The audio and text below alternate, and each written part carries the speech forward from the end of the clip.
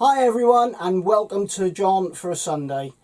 Today we're going to have a look at some oil pastel techniques. I hope you've got an itch because we're going to do some scratching.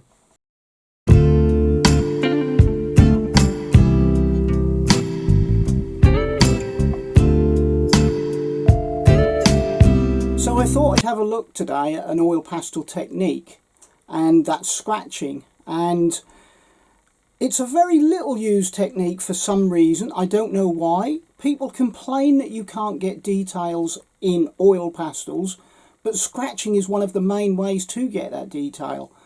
And believe me, you can get some really great in-depth detail. What I'm going to do is I'm just going to show you the tools I use for scratching and just how to briefly go about it, and then you can push on from there.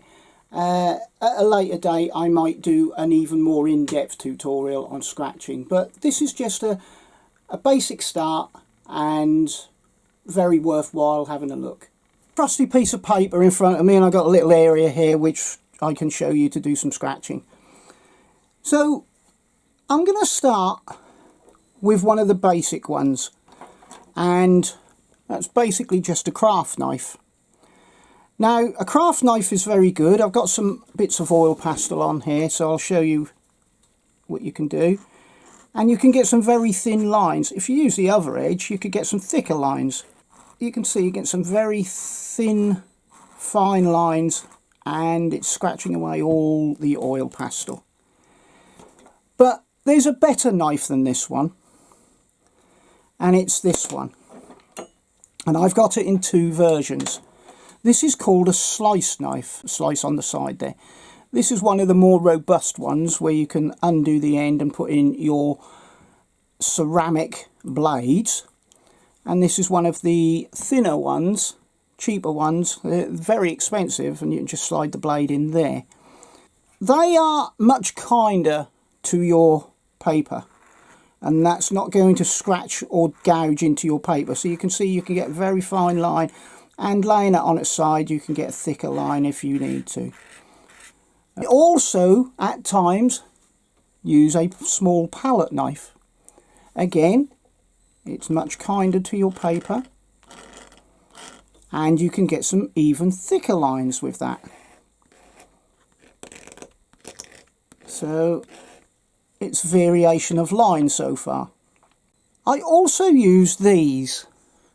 This is a scratch tool, and on one end you've got quite a flat, blunt, but quite pointed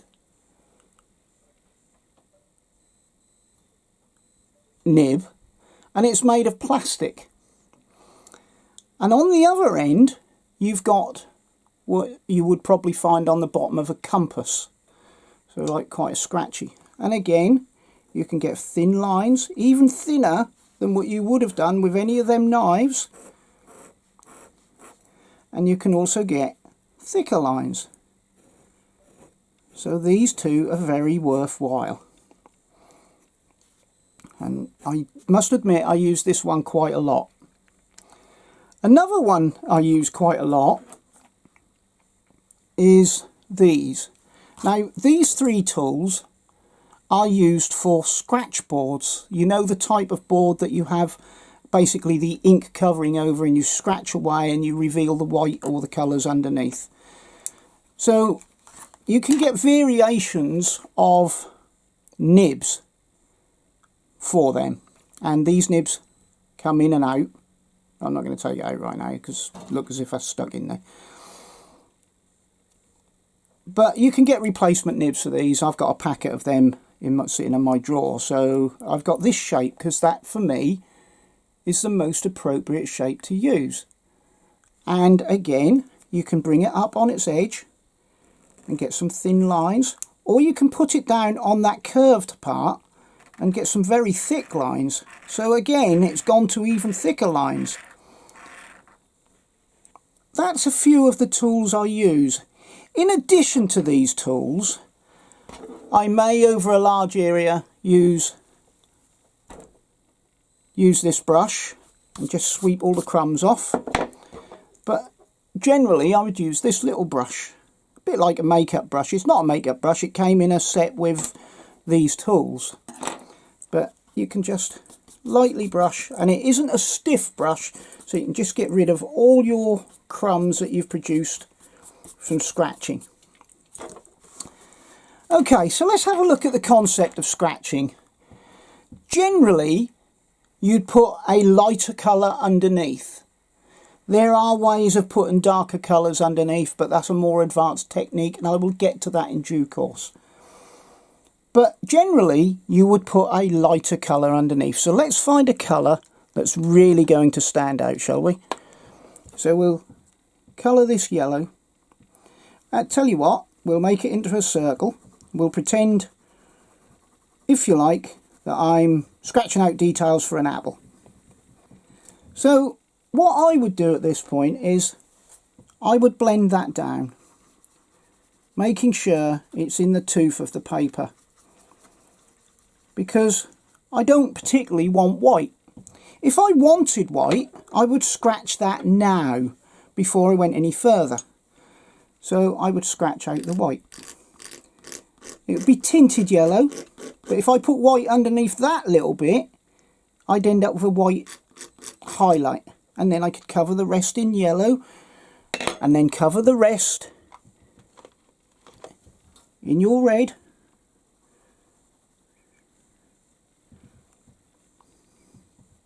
and your green,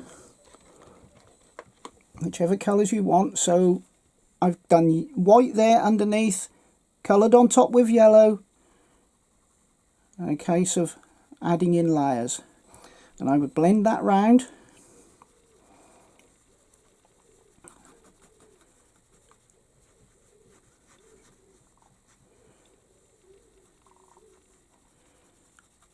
So you can see that I'd have put white underneath the yellow to get the highlight,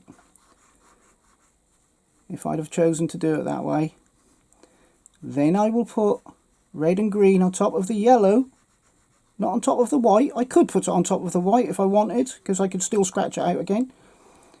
And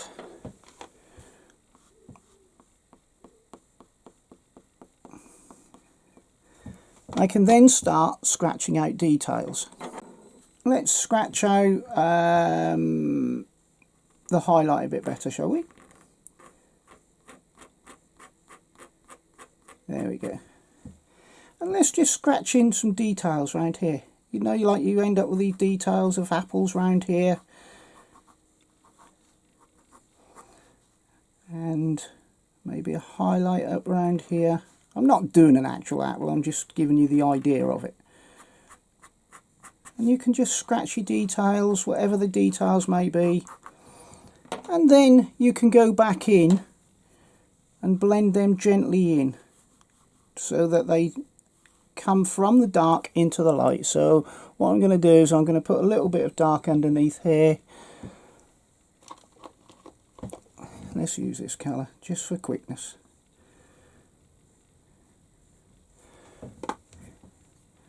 And I can blend that round, going into the light.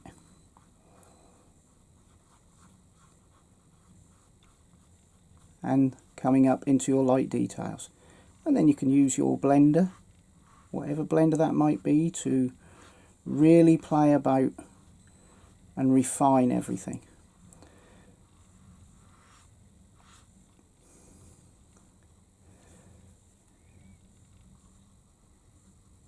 This isn't meant to be anything perfect, I'm just giving you the idea.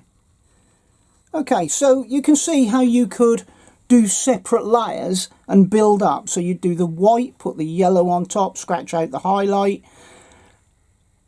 or you could do that immediately, but you just put the white in that little area, then you can put the yellow on the rest of the area, put your reds and greens on top, and then just scratch out whatever details you may need. And then you can just soften them in if you want to. You don't have to have them bright like that, but you could. You have to work out for yourself what you want to see. Another thing you can do is that some people struggle a little bit with signing their artwork. So before you start, down in the bottom right or left hand corner, wherever you think, or even as you're progressing, you could do this, you could put a little bit of a lighter colour where your signature would be. Okay, and you can blend that down, ready to take your signature. And then you'd carry on, oh, I don't know, let's say for argument's sake you were doing water and you were coming down and over this, and that was your water.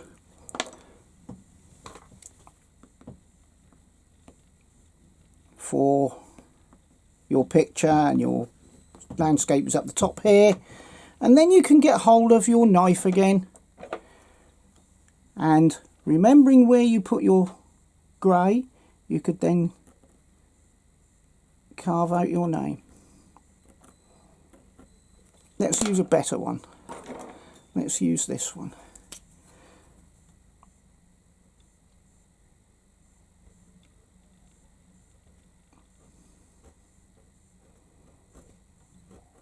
So you can get your signature as part of your picture, and that would be quite easy to do.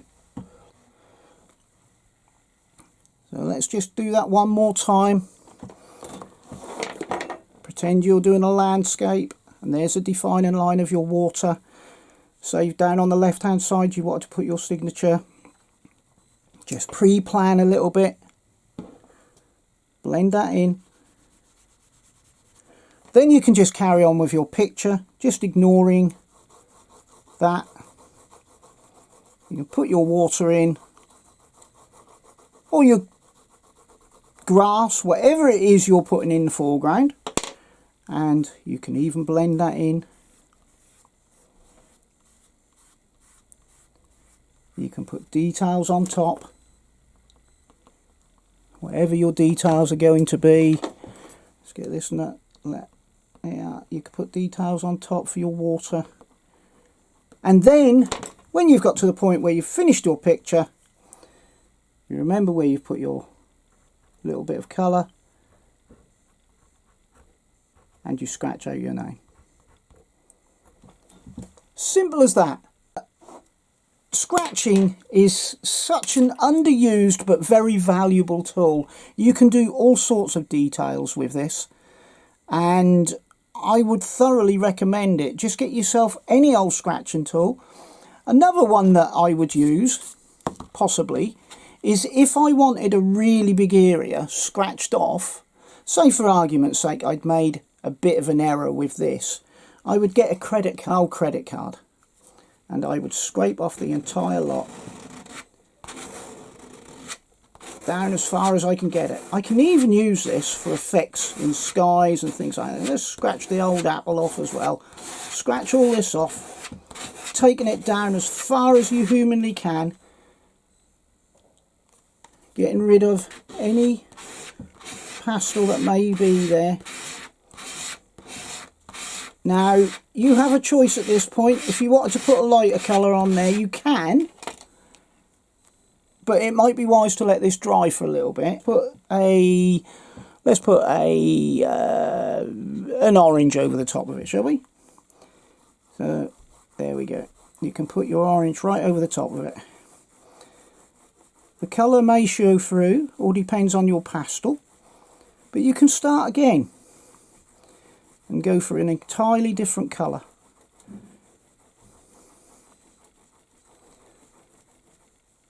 But underneath you'll always have that blue, so but it won't be quite as dark.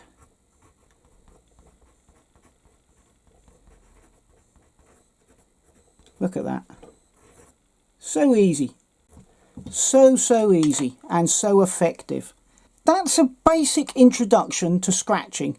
It's have your lighter colour underneath, put another colour over the top, preferably and usually a darker colour, and then scratch out whatever details you want. I mean, you know, you could be scratching out a window, you could be scratching out highlights in a window, or you could just do absolutely anything you wanted with that. All sorts of things you can do. And again, if you don't like what you've got, just scratch it off. This will get harder to play with after a while, because obviously the oil pastel is building up on here. But you can do things to dry this out. You can leave it for a week or so, come back to it, and it will be easier to cover. So that's a very quick and a very basic introduction to the scratch technique. Find anything to scratch with. You will find that different scratch tools will give you the same marks, as in lines and what have you, but they'll feel different, and some of them will look softer and some of them will feel sharper and more to the point. Play about with different tools. Play about with different edges on the tools and scratch out all your detail. You're better off planning, thinking about what you need underneath, and then layering up from there. So like I did with that apple, you put a little bit of white underneath, then you can cover that over with the yellow and scratch out the highlight. Then you can start planning the further colours on top, and then you can start scratching out the highlights on them, knowing that underneath will be yellow and not white. So you've got white under the yellow and yellow under all the other colours. But you can do that in various parts of your pictures. You don't have to just do it in one go. You look at each part of your picture, and wherever the part of your picture is, say for argument's sake, there's a rope on a boat, you could put the underlayer of that colour on that rope underneath, put the darker layer on top and scratch the detail out. Let's say for argument's sake, the boat itself, there was different highlights on there. You could put the lighter colour underneath and colour the other parts of the boat as well, putting the lighter colours underneath, put the darker colours on top, and then you can scratch out whatever details are there. It's so easy. So I hope that's given you a little bit of an idea of how you can progress with the scratch technique, and in due course I'll probably do a more advanced and detailed look at this, but that's just a quick introduction. Look at some of the tools. One of the most important things, in all honesty, is the brush, because you are going to get the rest of your paper dirty from crumbs. You can't be away from that. If you look at the tiger that I'm doing right now, you'll see that I've been doing a lot of scratching out. The rest of the paper is looking very dirty, but as I'm scratching out, I'm getting rid of what I can and then progressing from there. And again, if you look at the tiger, there are different tones within that tiger, and I'm having to work out what I want underneath that tone to scratch that out. So obviously a lighter tone. Sometimes it might be a darker tone, but that's more of an advanced technique, and we'll get to that one in due course. Anyway, I hope that's helped you. I hope that's whet your appetite. I hope that's given you something to go at. Find yourself something to scratch with. If it's too rounded a point, it won't really scratch out very well. That is not a problem, but it won't scratch the oil pastel off so much. It will probably just flatten it off a bit. It will get some of it off, but it will be a less bright detail. So anyway, until next time, please have a great day, a great week and a great year, and I'll catch you in the next video. And thank you for all my subscribers. I am blown away, I really am, and thank you for watching my videos. I'm more blown away by that, and yeah, please keep it up. I'm really quite excited about my channel, and I hope you are too. Anyway, take care, have a great day, and I'll catch you in the next video. Bye for now.